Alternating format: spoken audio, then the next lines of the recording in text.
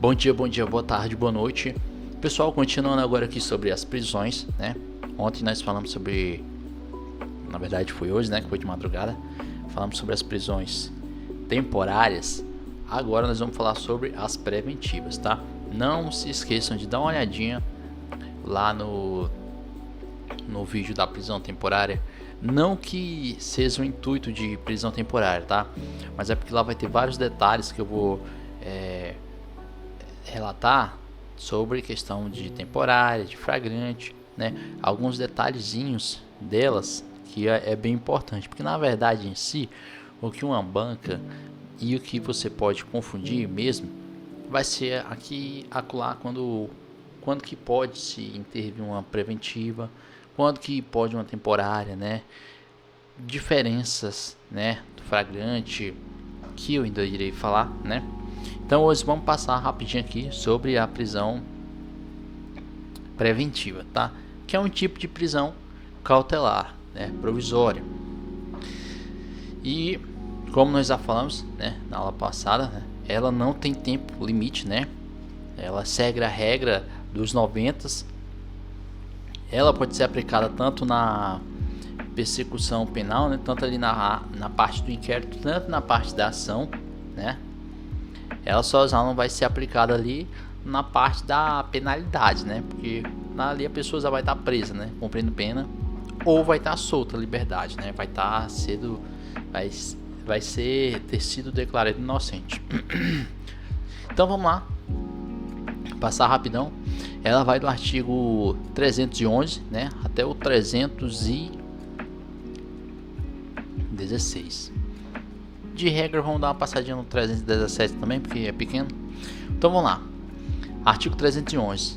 Em qualquer fase da investigação policial ou do processo penal, caberá a prisão preventiva decretada pelo juiz, a requerimento do Ministério Público, do querelante, né, da possível vítima ali, né, ou do assistente, né, ali a pessoa que está dando assistência a ela, possivelmente o seu advogado, ou por representação da autoridade policial, né, o delegado de polícia.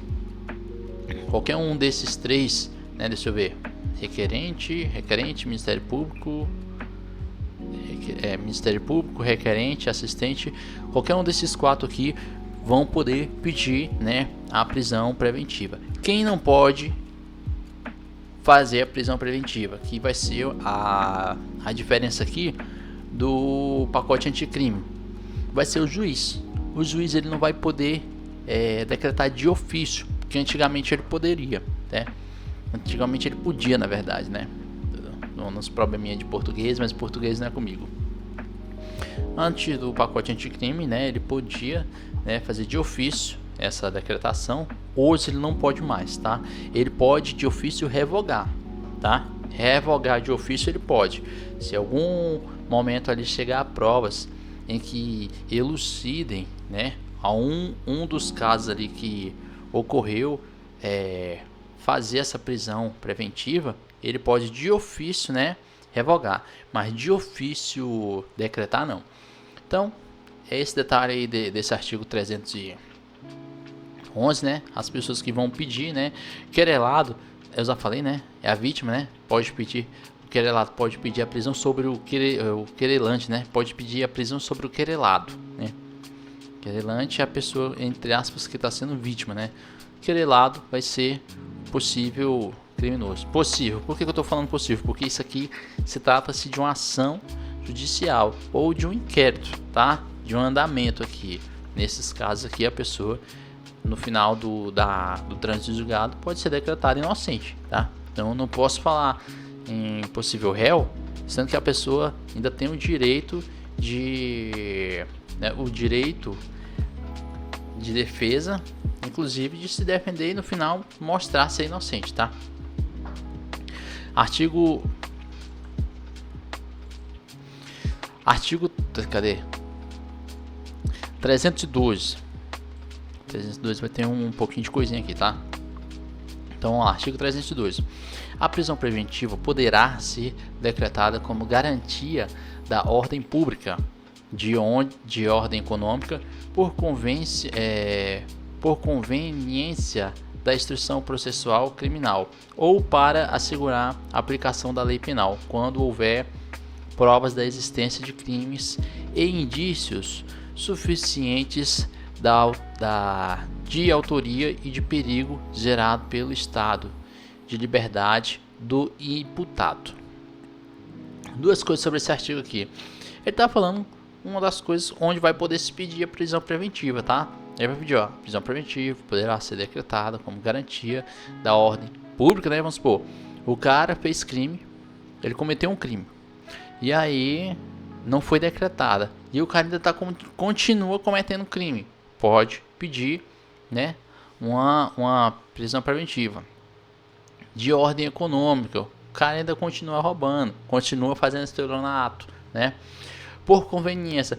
Isso aqui muitos doutrinadores e professores criticam, tá? Porque eles falam que na verdade deveria ser por necessidade, tá? Não conveniência. Deveria ser da ordem econômica por necessidade da instrução criminal, tá? Mas na verdade é conveniência, tá? Não vamos entrar muito nesse assunto. É só um detalhe que é bom você saber, um ponto onde a banca pode trocar a palavra e vai estar errado.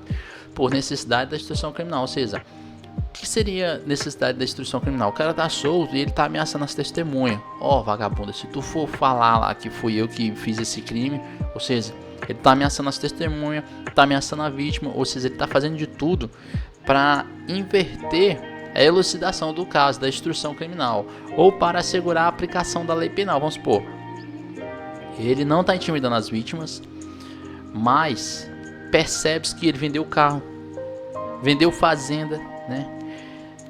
Colocou a casa dele em venda, tudo indicando que ele está arrumando algum meio de picar a mula. Possivelmente quando sair a sentença, ele vai ter fugido, né? Ele não aparece em audiência, né?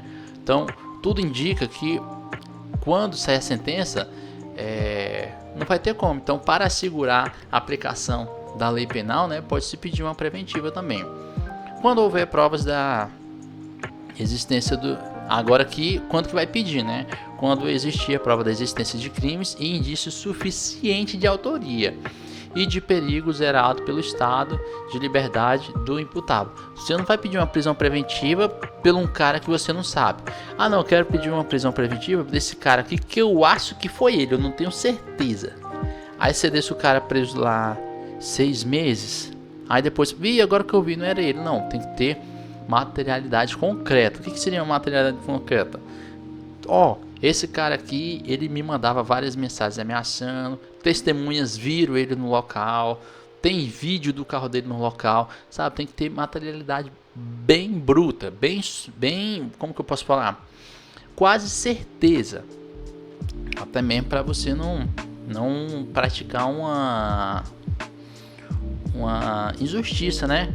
Não, eu não tenho certeza, mas eu acho que foi ele. Aí pega e deixa o cara lá, preso 6 meses ou 3 meses, porque como eu falei, aqui é a regra dos 90, tá? Então, em 3 meses, o juiz vai analisar, né, se ele dá a manutenção, né, continua a prisão ou não. Parágrafo 1º do artigo 312. A prisão preventiva também poderá ser decretada em caso de descumprimento de qualquer das obrigações impostas por força de outras medidas cautelares. Aqui tá falando o artigo, né, de outras medidas, mas aqui embaixo também vai estar falando, né? Não é que a qualquer momento, eu não vou lá embaixo, não, porque eu já falei esse artigo lá na aula passada. Então dá uma olhadinha lá na prisão temporária, eu falei sobre eles. Mas vamos supor, a prisão preventiva, tanto quanto a temporária quanto a preventiva, ela é a exceção da exceção, tá? O Estado, ele não quer te prender. A última ocasião é te prender. E a prisão preventiva ainda é a exceção da exceção, que é te prender antes de saber, antes do processo transjulgado. Mas vamos supor aqui que o Estado vai fazer vários outros meios. O Estado vai, vamos supor, colocar medidas. Você está impedido de circular perto da casa de vítimas. Você está impedido de circular em certos lugares. Você desobedece essas orientações judiciais. Você usa a tornozeleira e aí você desobedece ou quebra a tornozeleira. Você não aparece em audiência. Então, depois que todas essas medidas que o Estado vai impor a você, você desobedece, aí ele vai falar: ah, meu filho, então tem como não, então vem aqui, vamos te deixar guardado aqui, já que você não quer obedecer a gente, vamos te deixar guardado. É mais ou menos isso. Ele vai impor isso só se as outras medidas não derem jeito. Você vê que o cara tá cagando e andando, tá? É um linguajar popular. Por quê? Porque o Estado ele não vai mandar de medida, vamos supor. De começo lá, já aparece uma queixa lá, de imediato o Estado já mete uma prisão preventiva. Não, tem que ter várias outras coisas, né? Para evitar, que ele vai tentar fazer para evitar essa prisão cautelar. O cautelar é só em último caso. Parágrafo 2º. A decisão que decretar a prisão preventiva deverá ser motivada e fundamentada em receio de perigo e existência concreta de fatos novos ou contemporâneos que justifiquem a aplicação da medida adotada. Então, não vai ser para qualquer motivo, né? Tem que ser alguma coisa que vai ter fundamento, né? E tem que ser em fatos novos, né? Concretos, contemporâneos, né? Não adianta, sei lá, um cara, né, passou perto do ex dele de 10 anos atrás, ela pediu uma medida temporária, sabe? Tem que, porque anos atrás, muitas vezes ele nem percebeu que passou perto dela. Mas devido a ele ter passado perto dela, ela pediu uma medida, ela pediu a prisão preventiva dele porque ele passou perto dela. Muitas vezes ele nem viu isso, tá? Mas tem que ser por fatos novos. Esse meu exemplo não ficou muito bom, não. Mas eu acho que o texto em si só já fala em si, né? O juiz ele não pode falar: ah, não, aconteceu um homicídio, né? Por mais que é um caso grave, aconteceu um homicídio em 1999. Aí hoje sabe que o fulano tá casado e mora na região tal. Você não vai pedir de imediato uma preventiva, né? Você vai lá, intimar, etc. Se aí ele se negar e aí as outras coisas a comparecer, né? Aí sim. Deixa eu ver se tem mais alguma coisa para nós falar muito. A decisão será prisão preventiva deverá ser motivada e fundamentada em receio, perigo e existência, ou seja, concreta, de fato novo ou contemporâneo, que justifique a aplicação da medida adotada. Ok. Vamos lá para o parágrafo 3º. Parágrafo 3º. Devem ser considerados da aferição da periculosidade. Devem ser considerados na aferição da periculosidade do agente gerador de risco à ordem pública. Então, o que vai saber se esse cara é um cara perigoso ou não, né? Então vamos lá. O modus operandi, né? O pessoal gosta de latim, vou te contar, hein? Só não fala latino, não sei porquê. Inciso primeiro, então. O modus operandi, né? Inclusive quando há o uso reiterado de violência ou grave ameaça à pessoa, ou quando há premeditação do agente para a prática de delitos. Então isso aqui, se já tiver o histórico disso aqui, né, do agente, vai ser considerado de alta periculosidade. Parágrafo 2º, inciso. A participação em organizações criminosas, né, inciso 3º, a natureza, a quantidade e a variedade de drogas, armas ou munições apreendidas, ou, né, inciso 4º, o fundado receio de reintegração delitiva, inclusive à vista da existência de outros inquéritos e ações penais em curso. Então, quando o agente, né, o querelado, tiver essas três aqui, vão ser fatos que vão se incluir, né, vai se considerar, né, para aferir a periculosidade do agente.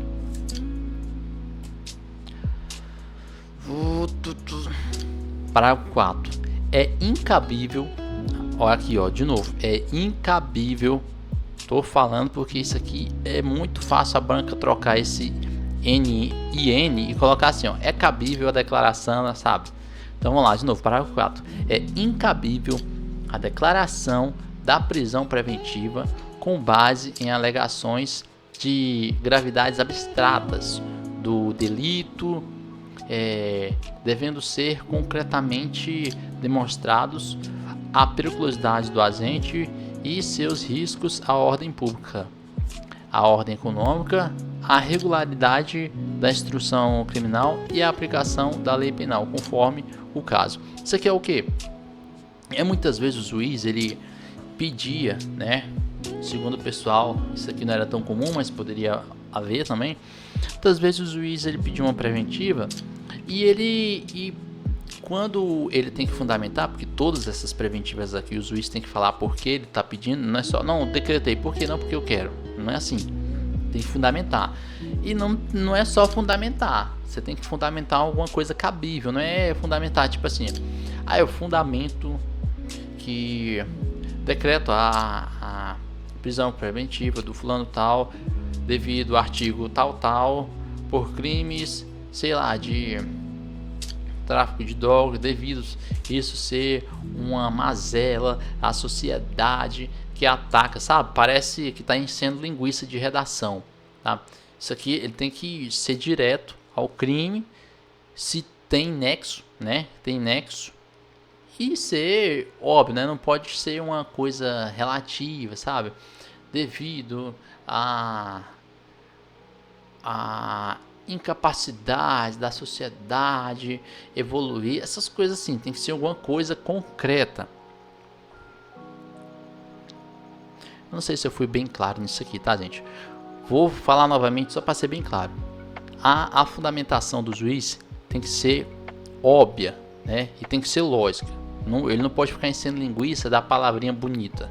Tem que ser alguma coisa que a pessoa lê e fala assim, de fato, tem que ser mais ou menos assim, decreta a prisão preventiva do fulano tal, de acordo com o artigo tal do Código Penal, devido à tentativa de estar impedindo a instrução processual, né, um inquérito, pois sabe, a pessoa vê ali e fala, por quê? Porque na renovação, né, daqui a 90 dias ele vai ter que fazer de novo, tem que ser alguma coisa embasada em novos fatos, né? Se vê que os mesmos fatos, dependendo da situação, ele pode ser liberado da preventiva, tá? Tem que ser sempre novos fatos. Artigo 313.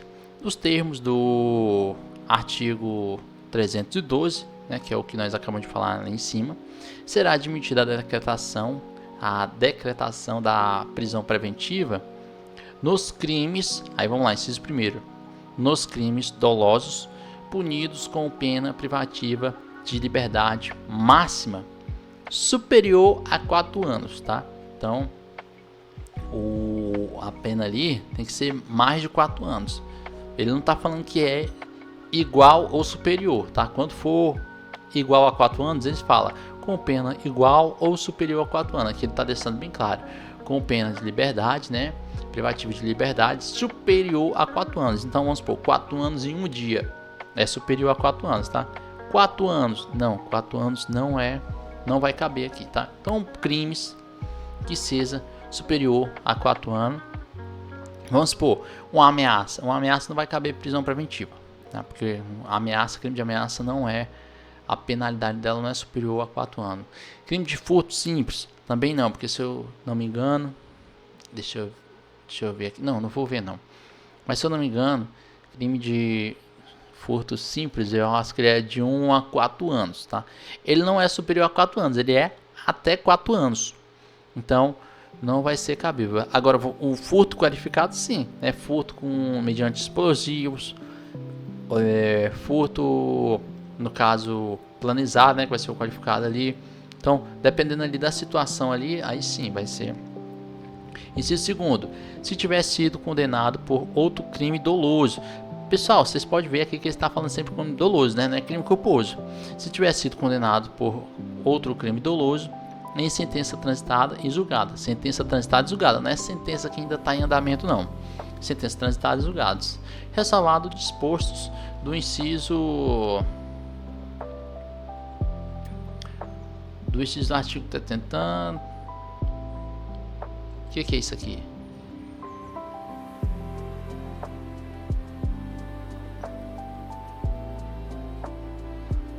Se eu voltar aqui, eu não entendi.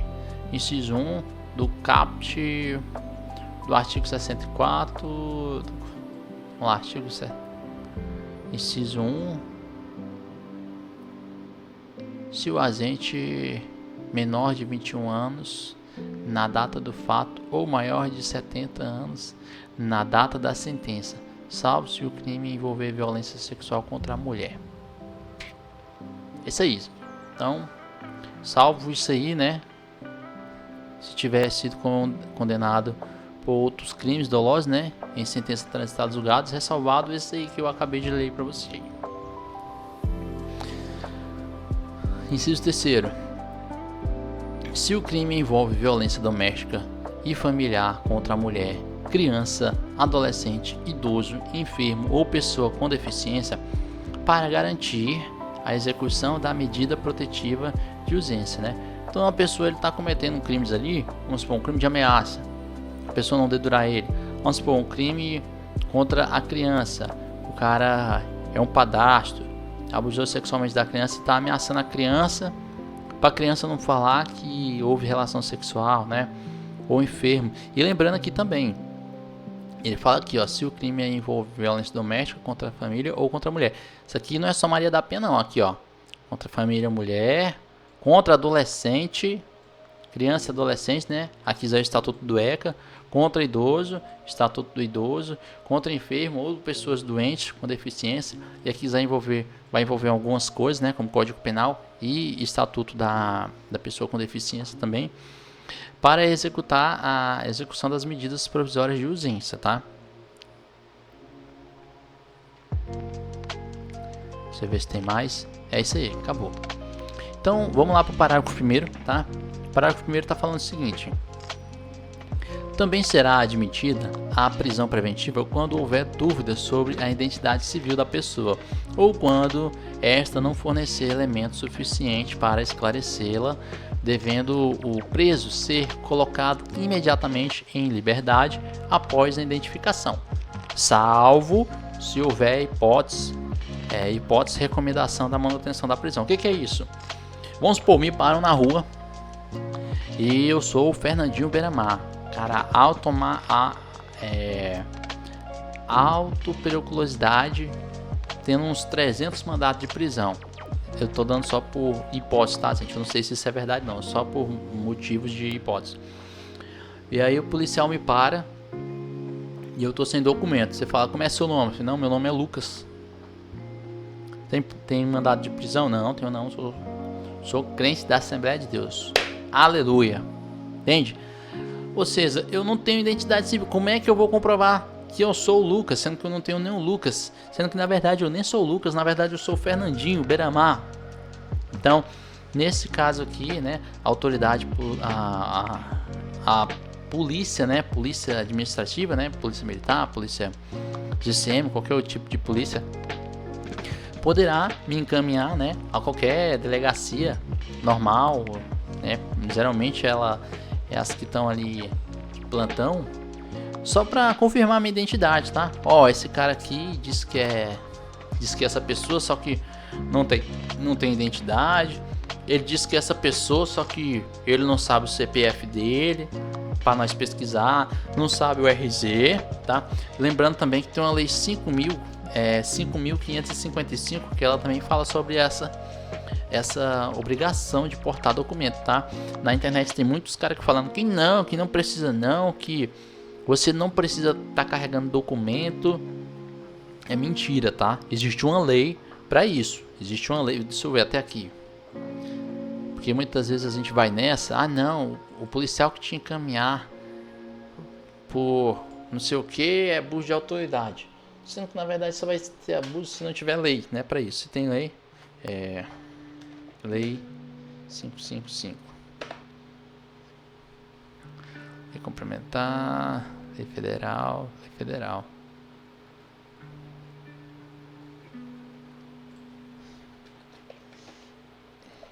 Identificação.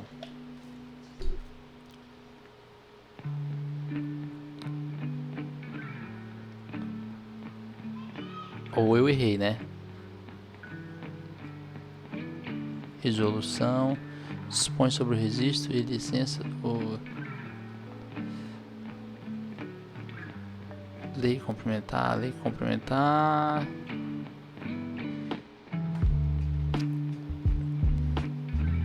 Pessoal, vou dar uma pausa aqui só para não pagar de mentiroso, mas eu vou dar uma pausa aqui para procurar rapidão e não perder o tempo de vocês aí também.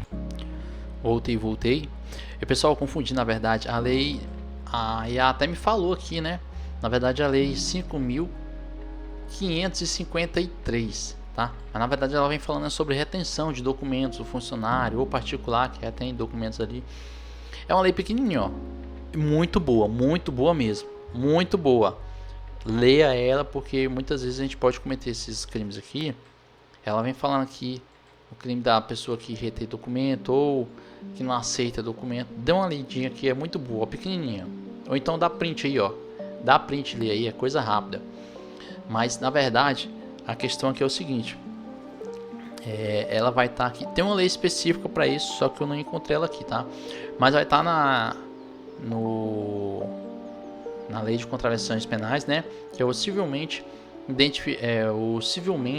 identificado não será submetido à identificação criminal, salvo nas outras hipóteses, né? O que é isso? O cara, você está numa abordagem policial, você tem ali sua documentação, tá? O policial não tem como te falar, esse RZ é falso. Inclusive, na outra lei ela fala sobre isso, tá? Sobre órgãos públicos que não aceitam documentos de outros órgãos públicos, tá? A pessoa pode cometer em abuso de autoridade também, tá?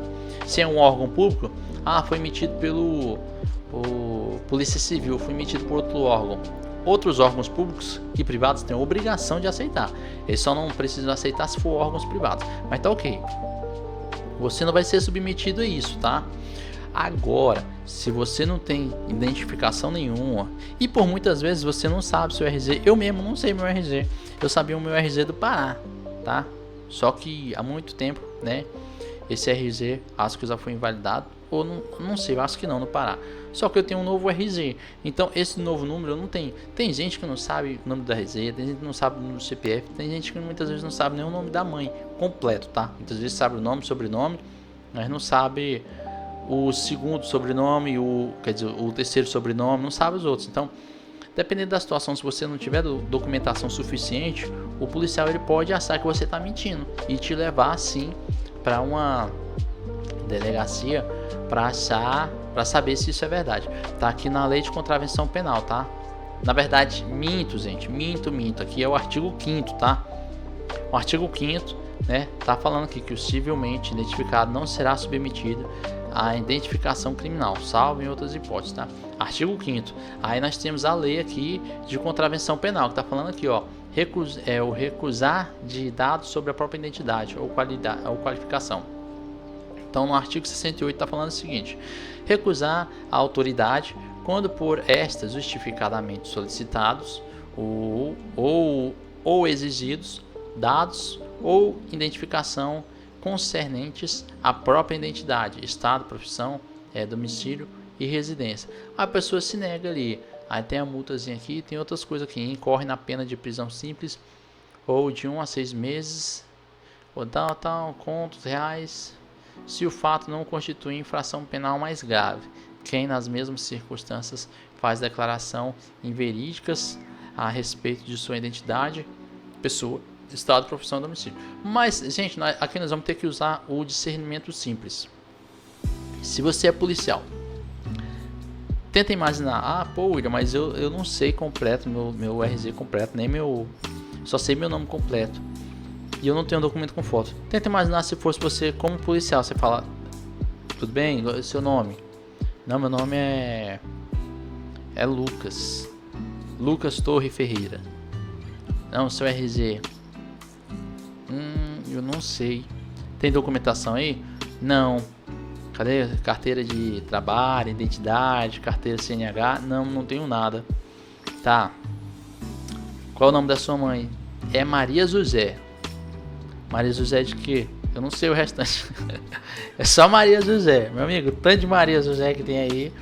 Então, pô, se você se enquadrar na situação dessa, você vai achar que a pessoa é um criminoso, está mentindo para de fato não ser identificado, porque possivelmente, né, tem mandados, né?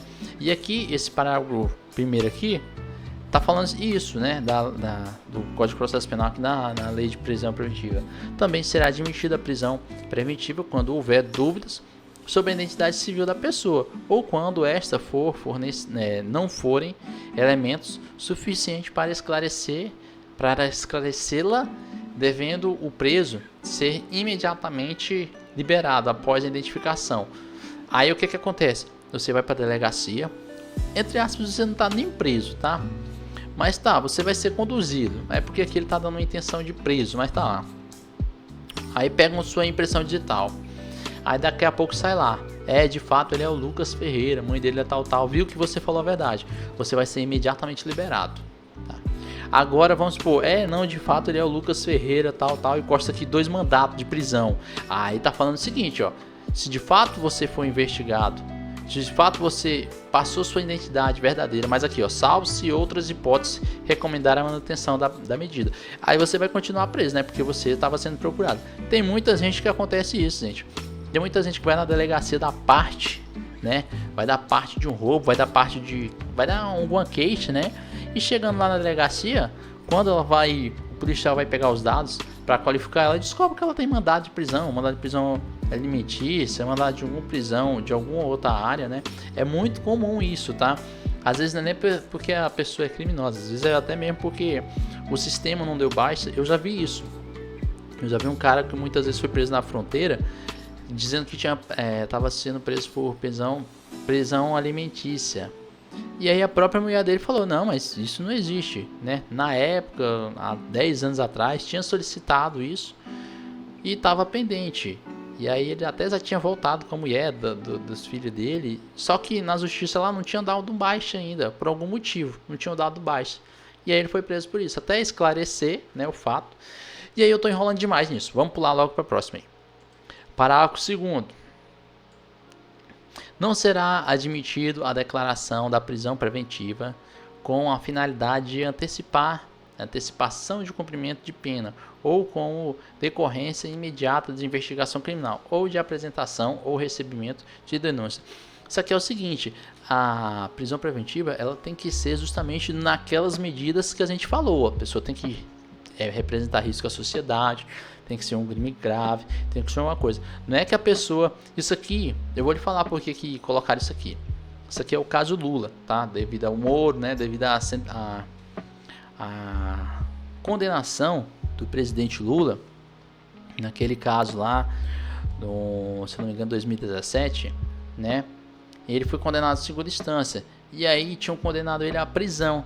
E aí os advogados de defesa, né, entraram, né, hoje até ministro Zanini, né, entrou falando, não, mas peraí, foi uma condenação em segunda instância, mas o trânsito de julgado é até o trânsito de julgado, até a terceira instância. E aí começou essa discussão que desde quando pode prender, se é a primeira instância, só pode prender até a última instância.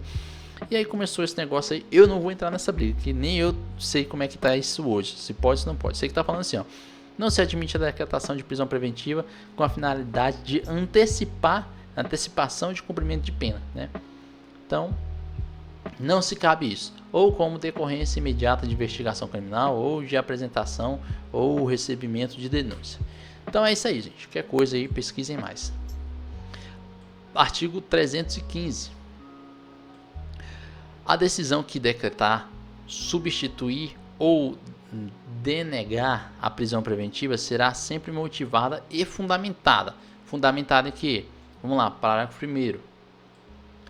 Na motivação da decretação da prisão preventiva ou de qualquer outra cautelar, né, possivelmente temporária, o juiz deverá indicar concretamente a existência de fato novo ou contemporâneo que justifique a aplicação da medida adotada. É aquela questão, o juiz tem que ser incisivo, tá sendo preso por isso, tá?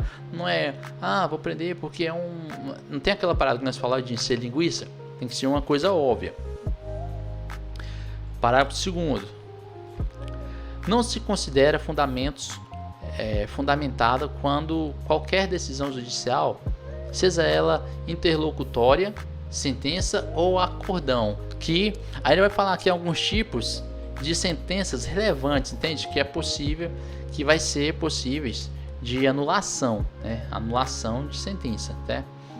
Então vamos lá. Primeiro, limitar-se à indicação, à reprodução ou a parafrasear de ato normativo sem explicar sua relação com a causa ou a questão decidida, né? Às vezes o cara parafraseia lá, fala um monte de coisa, só que tá, no final das contas, o que isso aí tem a ver com né? Por isso que naquele momento eu falei lá sobre aquela pessoa que parece que enche linguiça em redação, que tem um momento muitas vezes que você precisa, sei lá, você tem que fazer, você acabou seus argumentos na redação, ainda tem 3 linhas, aí você tem que inventar, né? De acordo com a Declaração Universal dos Direitos Humanos, você coloca o nome logo todo, né? Ocupando espaço para encher linguiça, é mais ou menos isso. Não vai ser aceito, né? Inciso 2. Empregar conceitos jurídicos indeterminados, sem explicar o motivo concreto de sua incidência no caso. Inciso 3. Invocar motivos que se prestariam a justificar qualquer outra decisão, sabe? É aquela questão, decreto a prisão preventiva por esse crime ser um fato criminoso. Pô, isso aí pode servir para qualquer outra, até multa, se der bobeira. Então, inciso 4. Não enfrentar todos os argumentos deduzidos no processo capazes de, em tese, infirmar a conclusão adotada pelo julgador. Né, isso aqui vamos supor, tem a defesa trouxe várias teses, né? Que falam, isso aqui não pode. E aí meio que o juiz ele ignora, tá? Sabe, para não dar, vou ignorar isso aqui para não. E inciso 5º, limita-se a invocar precedente ou enunciado de súmula sem identificar seus fundamentos determinantes, nem demonstrar que o caso sob julgamento se ajuste àquela função. A defesa está entrando, e essa prisão preventiva que você decretou contra o meu cliente é nula, porque a súmula tal, a jurisprudência tal, e aí o juiz meio que tipo assim, tipo meio que ele tenta ignorar para não dar a entender, sendo que de fato a súmula tem tudo a ver com aquilo que ele está julgando, tá? Mas ele finge não dar uma desentendido, tá? Vai ignorando e deixa por isso mesmo. Inciso 6º, deixar de seguir enunciados de súmula, jurisprudência ou precedentes invocados pela parte sem demonstrar a existência de distinção do caso em julgado ou a superação dos entendimentos, tá? Então o juiz ele tem que a defesa ela trouxe uma causa, trouxe uma súmula, tem que botar. Esses 3 aqui são quase tudo a mesma coisa, tá? Só estão mudando alguns poucos casos, mas o juiz ele tem que isso aqui, deixa eu ver, por que isso aqui na fundamentação, ele vai ter que falar, por que essa súmula aqui que a defesa trouxe não se aplica a esse caso. Ele tem que de fato fundamentar, né? Não simplesmente ignorar e beleza, passa para a próxima. Não é assim, tá? E no último artigo aqui, artigo 316, vai estar falando o seguinte: o juiz poderá de ofício ou a pedido da parte revogar a prisão preventiva. Mas você falou que o juiz não podia de ofício, é que nem eu falei lá no começo, ele não pode decretar, tá? Revogar de ofício ele pode. Então vamos lá, o juiz de ofício ou a pedido da parte revoga a prisão preventiva se no correr da investigação ou do processo verificar a falta de motivo para que ela subsista, bem como novamente decretá-la se sobrevier razões que a justifiquem. E um detalhe, esse bem como novamente decretá-la tem que ser por instigação, tá? Alguém tem que provocar, ou seja, o querelante, o assistente, a defesa, né, do querelante, né, o advogado da pessoa, da vítima, o Ministério Público ou o delegado de polícia, né, a autoridade policial. Então, para decretá-la novamente, esses 4 tem que solicitar. Se não, Agora, se for só para revogar a prisão, aí o juiz pode de ofício, tá? Por ele sozinho. Parágrafo único. Decretada a prisão preventiva, deverá o órgão emissor da decisão revisar a necessidade de sua manutenção a cada 90 dias, mediante decisão fundamentada. Tem que fundamentar porque vai continuar, tá? Não é só Ctrl+V e Ctrl+C na verdade é Ctrl+C e Ctrl+V, né? Ctrl+C e Ctrl+V da primeira e jogar nessa segunda não, tem que porque vai continuar. É fundamentada de ofício sob pena de tornar a prisão ilegal, tá? Então, essa aqui é uma das regras que o pacote anticrime trouxe também, né? Porque antigamente, meu amigo, você era preso preventivamente, os caras te esqueciam na prisão, dava 8 anos, aí sua sentença saiu sua sentença. Bom, você foi condenado a 4 anos. Outra que pariu, já tô aqui há 8 anos, como é que eu fui condenado a 4? Sabe? Ou seja, o cara já cumpriu a pena dele 4 anos, ainda teve mais 4 anos ainda, que ao total deu 8. Ele está preso a 8. Então, para evitar esses esquecimentos de pessoas presas, né? Às vezes até indevidamente, se criou essa regra dos 90. A cada 90 dias, o juiz que decretar, o mesmo juiz, tá? Não é outro, é o mesmo juiz, vai ter que reavaliar, falar, fulano tal, já cumpriu os 90 dias. Vai reavaliar, ok. Como é que tá a persecução penal? Terminou? O inquérito terminou? Ele atrapalhou? Ele fez alguma coisa? Não, então solta. Agora, se vê que ele continua atrapalhando, tendo algumas medidas para intimidar, aí vai-se renovar, né, novamente essa regra dos 90 aqui por mais 90 dias de prisão preventiva, tá? A prisão preventiva, como eu falei, ela não tem tempo limite, ela tem só essa regra dos 90 aqui, tá? E artigo 317, ele não está na nossa linha, só como ele é pequeno, vou pegar e vou ler aqui, tá? Esse 318 eu li? Não sei, mas eu vou ler agora também.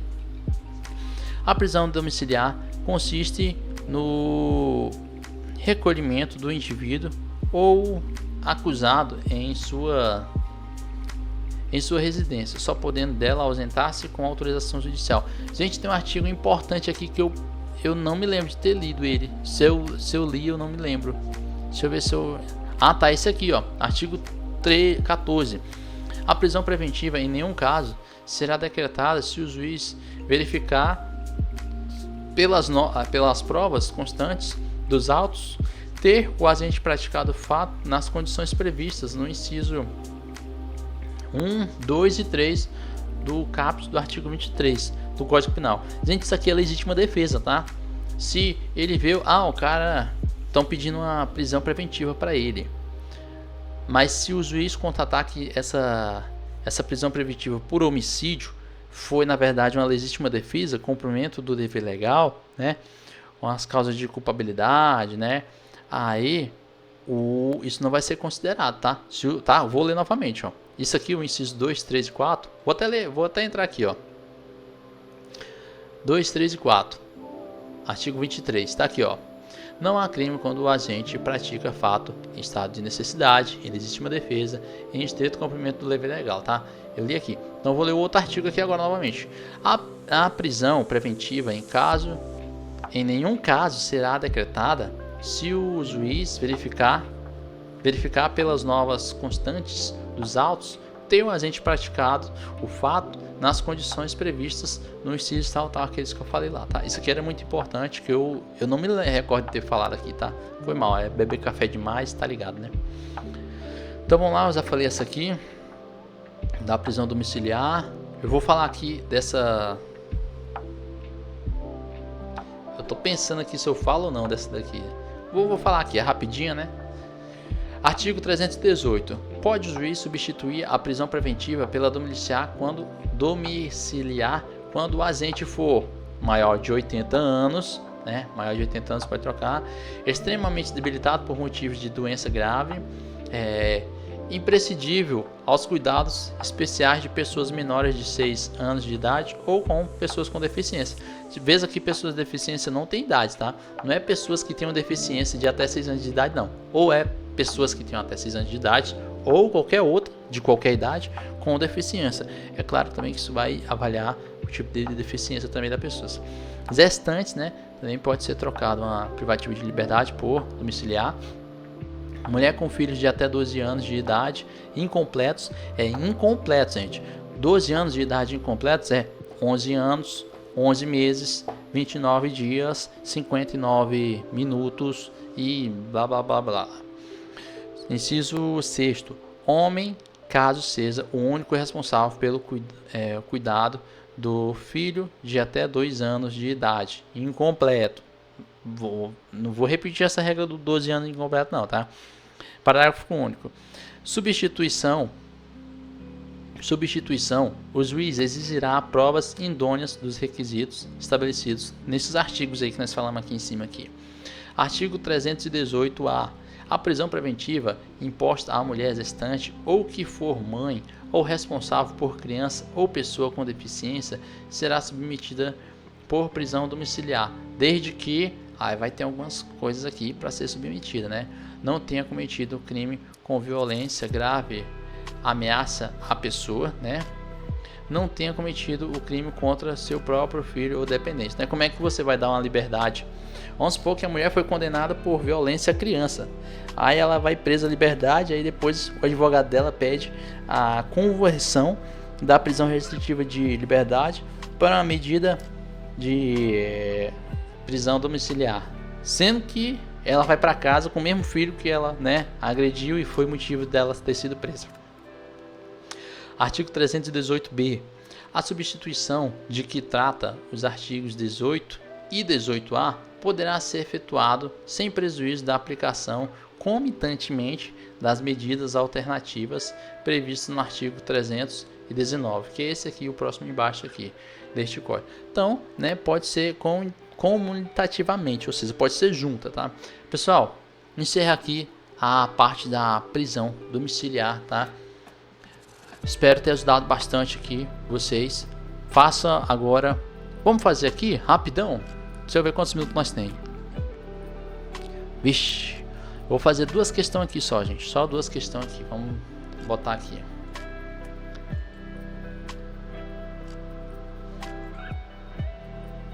Espera aí só um pouco. Eu volto aqui. Beleza, eu pedi para ela fazer aqui rapidão umas 3 questõezinhas para nós. Vamos aqui praticar. Faça você isso em casa. Faça umas 10 questões, 20, 30. Não adianta só olhando aqui eu falar como se fosse um culto, assistindo uma, sei lá, alguma coisa assim. Faça umas questãozinhas aí, 10, 20 e depois para avaliar o seu conhecimento e fixar melhor ainda. Vamos lá, primeira pergunta.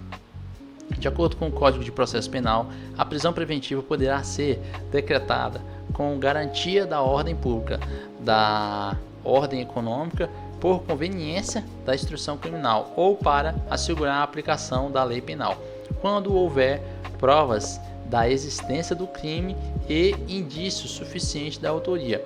Esses 2 últimos requisitos são conhecidos doutrinamente como, então vamos lá, indício suficiente de autoria, né, e prova do crime. Gente, eu não falei sobre isso, tá? Mas isso aqui é o tal do Formis Comit Delito, né? Eu esqueci, nós não falamos sobre isso, mas é por isso que é bom, tá? Você está vendo simulados, tá? Porque o pessoal fala que é... Agora eu confundi aqui, agora eu não sei se é Formis Comit Delitos ou se é Formis Bonis Delito. Deixa eu ver, cara. Sei que é aquelas paradas lá em latim, cara, que o pessoal fica nesse negócio de fogo, né? Perseguição ao crime, alguma coisa assim. Fogo do crime, é alguma coisa aqui. Eu acho que esse aqui, ó, Fogo Bonis Delito. Eu arriscaria nessa aqui, vamos ver. Eu acho que, primeiro, essa questão é uma questão muito difícil, tá? Eu acho que é uma questão geralmente cai no concurso público. E por mais que caísse, eu acho que seria muito passivo de recurso, tá, né? Porque, meu amigo, você tá respondendo questão em língua portuguesa, né? Daqui a pouco vai cair uma...